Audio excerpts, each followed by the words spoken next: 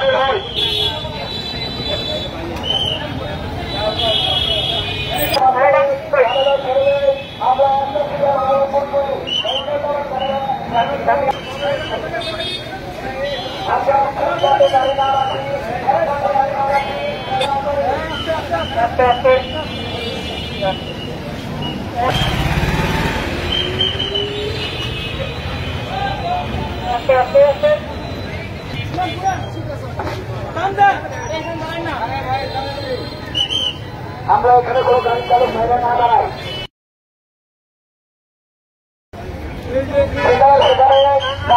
চিন্তা করে রাস্তার মাঝখানে সবাই ফেলবে অন্যতম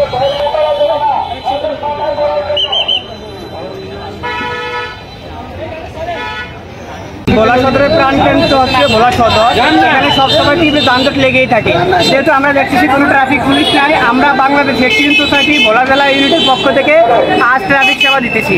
এতে করে জনসাধারণের দুর্ভোগ কমে যাবে।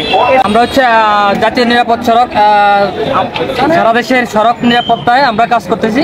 আমাদের কেন্দ্রীয় চেয়ারম্যান চিত্রনায়ক ইলিয়াস কাঞ্চনের নির্দেশে, যেহেতু এখানে ট্রাফিক পুলিশের অপরাধে ট্রাফিক পুলিশ তার কর্মবিরতি ঘোষণা করেছে, এই জন্য আমরা জনকল্যাণে জনগণের নিরাপত্তায় রাস্তার নিয়ম রক্ষায় আমরা নিরাপদ সড়ক সারির সদস্যরা ভোলা জেলায় আমরা সকল জায়গায় কাজ করতেছি।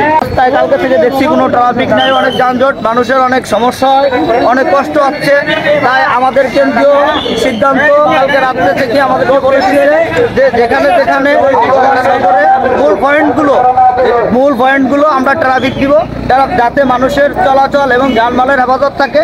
এই জন্য আজকে সকালেতে আমরা এখানে ইসলামী যুব আন্দোলন বাংলাদেশ ভোলা সদর থানার কয়েকটা টিম বিভিন্ন গুরুত্বপূর্ণ পয়েন্টে কাজ করতেছি।